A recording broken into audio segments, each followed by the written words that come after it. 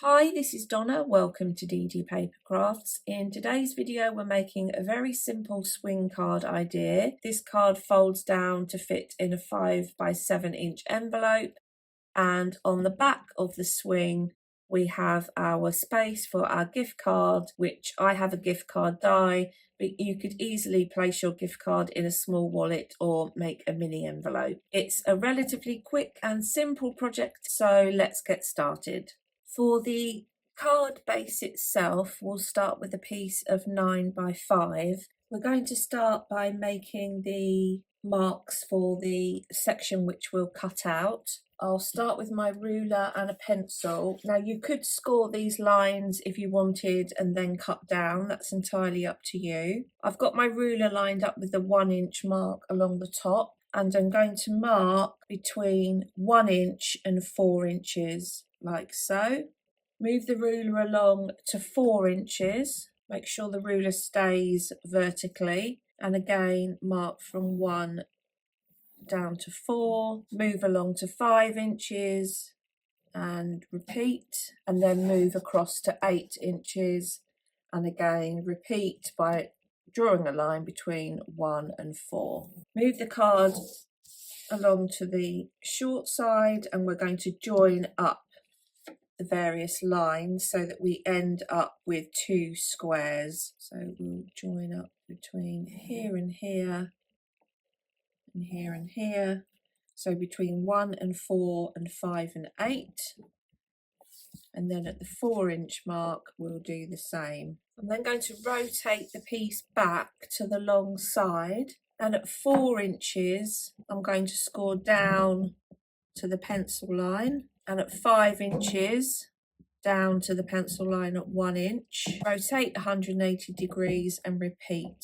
So what you'll have is the 2 squares that we're going to cut away, and then extended to the top and the bottom of the card, you'll have your score lines, which when folded are going to create the swing effect. The next thing we're going to do is cut out the apertures around the pencil lines. That's the 2 apertures cut, and do make sure that you get rid of any pencil lines that may be left behind if you've veered off slightly with your cutting. So that's the basic frame of our swing card.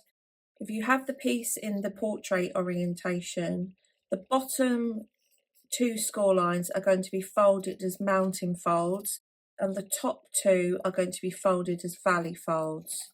So the card is going to come together like so, and this is going to now give us our 5 by 7 inch side. So we now want to create our swing element, and you can either cut your pieces, decorate and glue them on, or glue them on and then decorate them. That's entirely up to you. So for the swing element, you'll have 2 pieces which are 6 and 7/8 by 2 and 7/8, and these are going to sit either side of this panel here. So I'm going to stick mine into place to start with. So if you open your piece out flat, and then this first one is going to sit centrally across like so. So I'm going to add glue into this panel here. Now you can decorate the panels and then stick them on, but you do need to make sure you stick them in the right orientation, otherwise when they swing you'll have your front at your back and the back at the front, as it were. So I'll start by sticking this one into place, and by cutting this central panel 1/8 of an inch smaller than the aperture, it means that our swing is going to swing and not catch on any of the frame. Flip the piece over, and we're now going to stick the second piece on the back. I'm going to completely cover this one in glue, and that is going to sit directly over the panel that we've already stuck into place. Make sure it's all aligned, which that is. Flip the piece over so we've got our mountain fold on the left and our valley fold on the right. This piece, which is facing you, is actually the back of the decorated panel. So this, in my case, is going to be the panel which is going to have the gift card on it. So I'm going to write back gift GC for gift card on there. So when you fold the piece, the card over, so this is how it will be in the envelope. This is actually going to be the front. So this is the front of our card, and then as the recipient swings it open, that's effectively the back. So now the piece is ready for decoration. You could, of course, in relation to the frame, decorate this as one long strip and then just rescore through the pattern paper so that you recreate the score lines at the top and the bottom.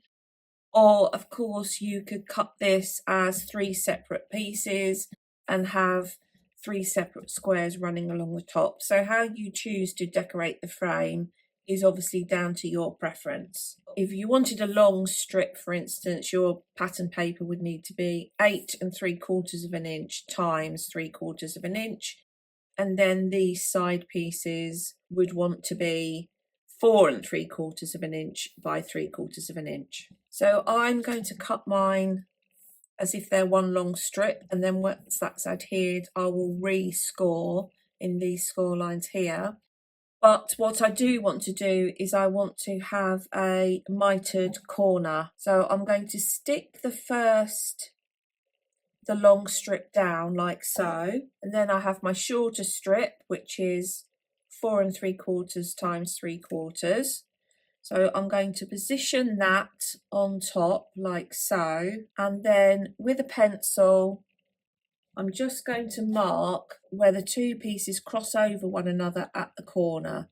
So that's going to be here. So I'm going to cut diagonally between the corner and the pencil line across like so, and that's going to give me the effect of a mitered corner, but I'm only cutting one side. I haven't got to cut an angle into this piece as well. And then when I do the bottom piece, I will be cutting this direction. You can see you get the look of the mitered corner without having to try and cut 2 angles and then get them to meet clearly. For the centre sections, I've cut my pieces to 6 5/8 times 2 5/8, and you can see on this side here, which is going to be the back, this is where I've cut my slots for my gift card, but of course you could make a small wallet or an envelope and stick that on there if you don't have this type of die. Here's the finished decorated piece. So this is effectively the front of the card as you take it out of the envelope. Just be aware of anything that you stick on this left hand side of this panel is obviously going to be underneath this side frame, and anything which you stick over the corner as the piece comes round, that is going to go over the top. So just bear that in mind. But you can see that it's turned into a really lovely gift card idea. Now, what I would do is, although the glue hasn't completely dried on this, so it's not completely hardened, but because I've used 2 pieces of cardstock here and glued together with construction glue, this middle piece is quite sturdy. I would stick decorative paper around the frame on both sides, which will then strengthen the frame, because at the moment this piece is quite floppy, but this piece is sturdy. So the addition of some pattern paper adhered with construction glue, once that's all dried, that will add strength to the frame as well. But overall, it's a relatively quick piece to put together. So there we have today's project, a very simple swing card idea. I'm sure many of you will have made these in the past, and then you can just adhere your gift card to the back in a wallet or an envelope. I hope you've enjoyed today's video. If you haven't done so already, please consider subscribing to the channel, and until next time, thanks for watching.